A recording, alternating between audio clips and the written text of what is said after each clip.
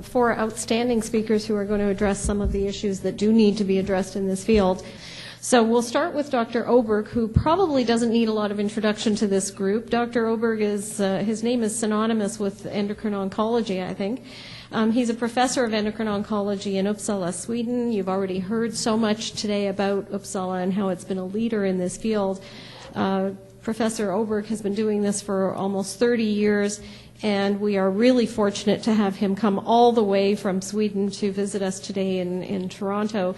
So Professor Oberg, please come to the podium and tell us all about advances in the molecular imaging of neuroendocrine tumors, which is a subject that he's obviously the world authority on. We're really looking forward to your talk.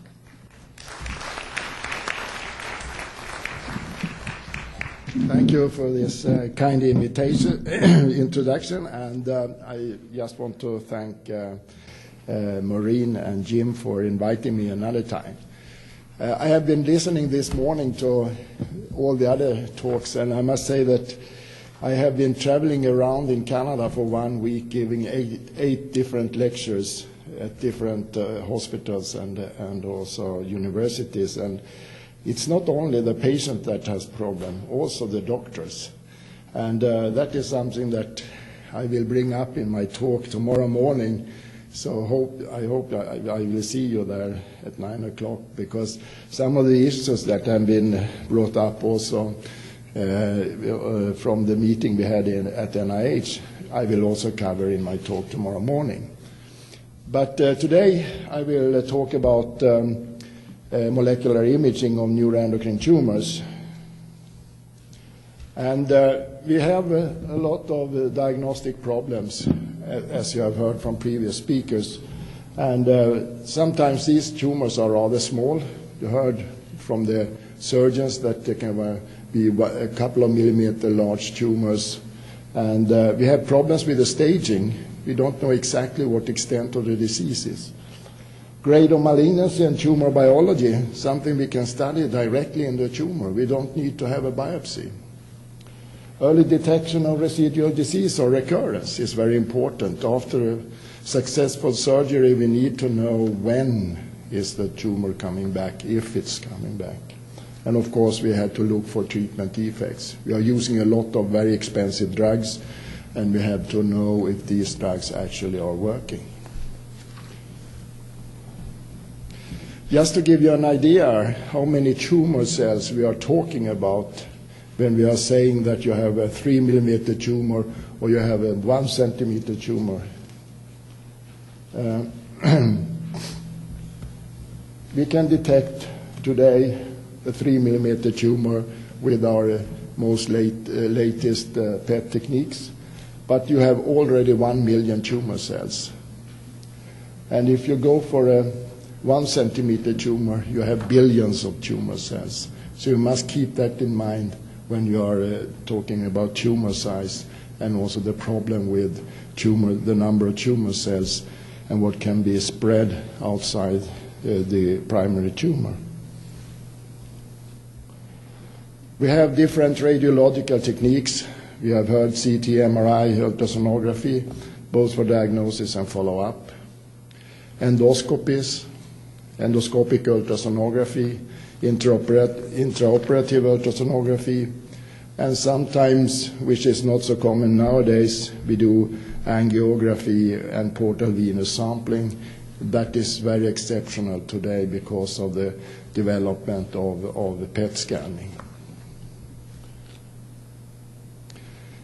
This is a study published by Dr. Modlin, where he went through the literature, and as you can see from this cartoon, PET scanning with specific isotopes, carbon-11, gallium-68, and copper-64, is the most sensitive method that can detect almost 99% of all neuroendocrine tumors. If you go for somatostatin receptor scintigraphy, it's also a good method. You have a detection of about 85% of the tumors. CT scan, MRI, then you come down to 55-60%.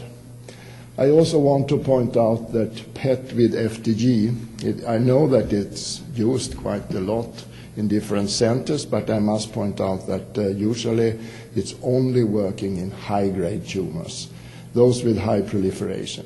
If you take a classical midgut with less than 2% Ki-67, usually they are negative on FDG PET.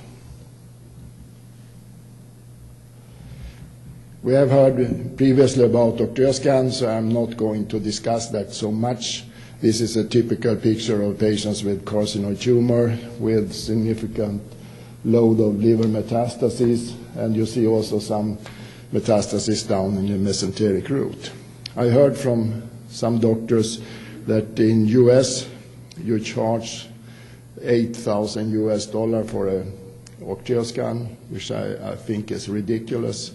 If you come to Sweden, I can pay your ticket and do it for $2,000. And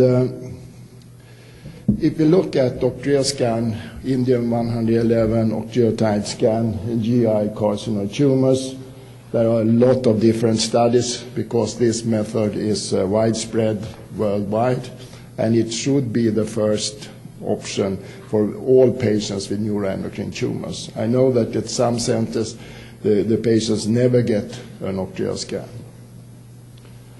And as you can see from the different studies, we have different numbers of patients, detection rate about 89% in median, and sensitivity of about 84%. So it's still a good method, but I'm soon going to show you that we can replace it. We have also MIBG scintigraphy, another functional technique that is used less and less, at least in Europe.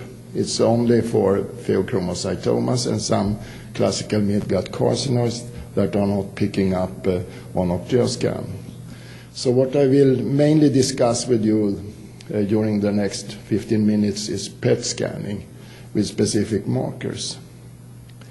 You got an excellent introduction this morning to isotopes and radiation, and I just want to point out that PET scanning is using positrons that make a collision with electrons and then give energy that can be collected for a picture.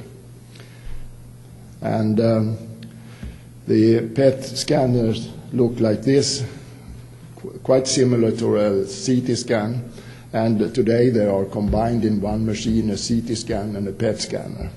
We will also get our first MRI PET scanner next year, so you can do both MRI and PET at the same time. We have specific isotopes for neuroendocrine tumors. Already 15 years back, we developed carbon-11 5-HTP. It's a precursor of the serotonin synthesis. So from the beginning, we were believing that this isotope is only working in carcinoid tumors that secrete the serotonin. But it turned out that all neuroendocrine tumors are actually taking up this tracer. Carbon-11 dopamine, another precursor in the dopamine system. Fluorine-18, another molecule. Gallium-68 octreotide, I'm coming back to that. And then I also want to show you the latest development. We have this isotope that can specifically trace insulin-producing tumors that express the GLP-1 receptor. And you know that sometimes insulin-producing tumors can be very small and very hard to detect, at least preoperatively. Today we are combining CT scan and PET scanning in the same machine. And just to give you an idea, this is a patient with metastatic midgut carcinoid. And if you look at the CT scan, you are not seeing so much because you are not giving contrast medium.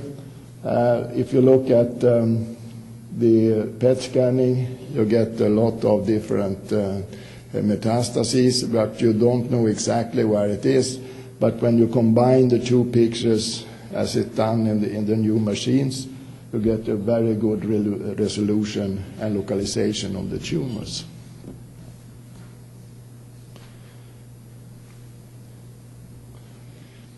Just to give you an idea how good and sensitive this method is this patient coming from Switzerland. She had a very severe Zollinger-Ellison syndrome, which means that she had a lot of acid production due to gastrin production, and they couldn't localize the tumor. They had done every technique that was available in Switzerland.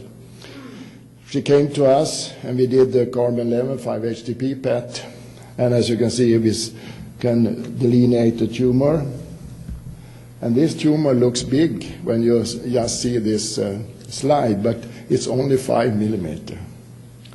And the tumor was removed by our surgeons, and the patient is still cured 5 years later. So it's very important that you can, in such a patient, really localize the tumor and also take it away. So this study we published already 3 years ago, where we compared PET scanning with somatostatin receptor scintigraphy and CT scanning, and it was quite obvious that PET scanning was superior to both the other techniques.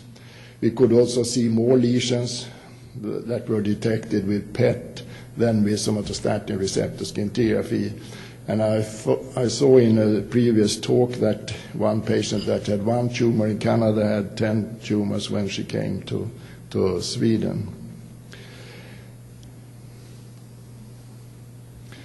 I think this is quite important study done by a group in Holland, Koopmans, and he has developed a lot of different tracers. Also, he is using our tracer, carbon-11 5-HTP. And what I would like to show you is the following. If you do the CT scan, you'll see a big tumor here. It's a pancreatic tumor. And the surgeons this morning were talking about what they can do with this procedure and taking out the tumor as well. So when you just do a CT scan, you might think that this is a patient that I should operate upon. Maybe he also is doing an octreoscan scan, but you are not seeing more. You are just seeing the same tumor, the same primary tumor in the pancreas, but nothing more. Koopmans took also another tracer, fluorine 18 DOPA, and he started to see some faint uptake. But then when he was taking our isotope, the 5-HTP, you can see that you get a completely different picture. This is a patient with widespread disease. Of course, he shouldn't have been operated upon in the pancreatic tumor. He needs systemic treatment from the very beginning. And I think this is some of the take-home messages. You must get the correct staging. That's the first step to come further in the treatment and management of the patients. So, because you need to give these patients different kind of treatments. I mentioned gallium-68. I heard from some colleagues from Canada that the government is not approving octreoscan and not paying for it. Don't be afraid. I think you should go instead for gallium, because I'm going to show you that gallium-68 is much better than octreoscan. And this is a patient with a midgut carcinoid, clear liver metastases. This is not the primary tumor in the intestine. It's 3 different lymph node metastases in the mesenteric root. So you get a very good staging of the disease with this gallium. The advantage with the gallium-68 is that you don't need a cyclotron. You heard this morning, to generate some of these isotopes, you need a cyclotron, which is quite expensive and also expensive to run. But you can have a generator. and generator costs around $50,000, and you can use it for 1.5 years and then renew it. So it's also called the poor man's pet. It's more sensitive than octreoscan. There are at least 3 or 4 different papers coming out from Europe this year showing a comparison between octreoscan and this gallium-68 dot octreotide. And you also saw this morning that the sensitivity binding to somatostatin type 2 receptors were 10 times higher for octreotide than for the octreoscan. So it's a much more sensitive method. You can also use it for treatment. That has not been done yet. But what is more interesting, you can use it to quantify the somatostatin receptor content. And you heard that this is very important for us to know the extent of somatostatin receptors and numbers, particularly for the targeting treatment that we are giving the patient, lutetium or yttrium-90 treatment. I mentioned that FDG PET is not a good tracer for most neuroendocrine tumors, but I must show you that it works in high-grade tumors. So don't forget, if you have a high-grade tumor with high proliferation capacity, usually Ki-67 above 25 to 30%, you'll get a positive uptake with FDG. And this is a patient with a poorly differentiated tumor. Sometimes such a patient can be negative on 5-HTP PET because the machinery to take up the tracer is not there because it's so poorly differentiated. This is another patient done with PET-CT and Carmen-11 5-HTP. I just give you some examples. This is a patient with a very severe metastatic disease, as you can see on this gallium dot octreotide PET scanning. Can you do something else with this molecular imaging? If you have the money, you can of course follow the treatment, and sometimes it's more cheap to do some PET scannings instead of using a very, very expensive drug that is not working. I will just give you an example how you can follow it. This was a research project, so it's not usually that we follow them so carefully, but this patient had a metastatic disease from a mid-gut carcinoid tumors, and you can see the uptake in the liver in these metastases.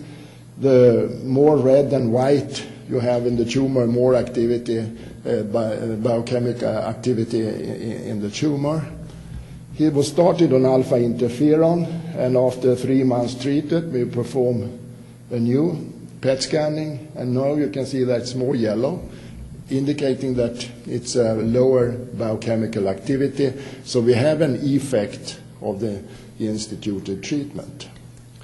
And I think that is something we can very clearly do with all new expensive drugs that are given to the patient. And it continued for another 3 months. This is after 6 months. And but here, as you can see, you started to see some red spots. What has happened there? The patient took out the interferon treatment because he had side effects, and he didn't tell us. But when I started to ask him, he clearly indicated that after 6 months it was so terrible side effects, so he had to stop. And you can see what happened afterwards. He started to progress. You can see it become more red and more white. And he also get more liver metastases. And we tried to add octreotide, and what happened was that octreotide had some effect on that metastasis. It started to reduce again the biochemical activity, whereas this metastasis was even more red, more active. And what happened is that this first metastasis disappeared, but you get new, more active metastasis and a clear tumor progression. So we can very clearly demonstrate a tumor progression by using this technique. And this was a scientific study, but we can do it not taking so many PET scannings also in traditional patients that when we really want to know what is going on with the new drug and so on.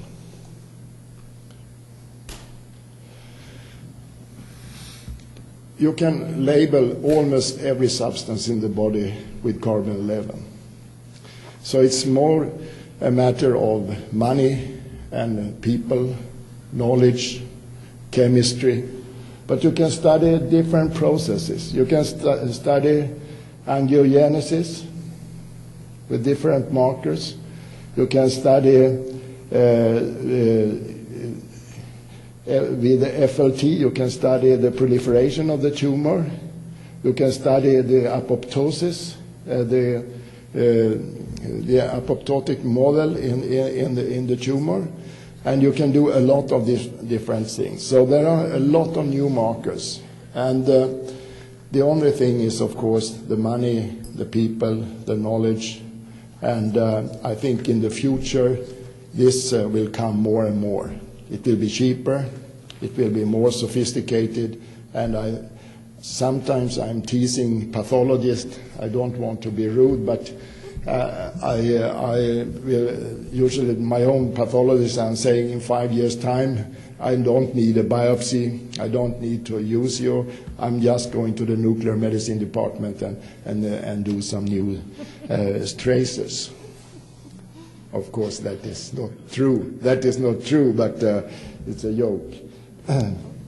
So in conclusion, PET scanning with specific isotopes is the most sensitive and specific imaging technique for neuroendocrine tumors. This is true molecular imaging. Gallium-68 DOTA-Tate PET or the DOTA PET will in the near future replace Octreoscan.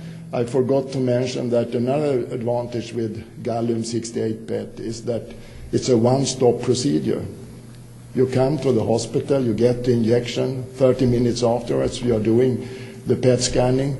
And after 1 hour you leave the hospital and you have the results. You don't have to come back 24 or 48 hours later to do another scanning as with Octreoscan. The only limiting factors at the moment is the availability and cost. And I hope that that can be solved in a near future. By that, I thank you for your attention.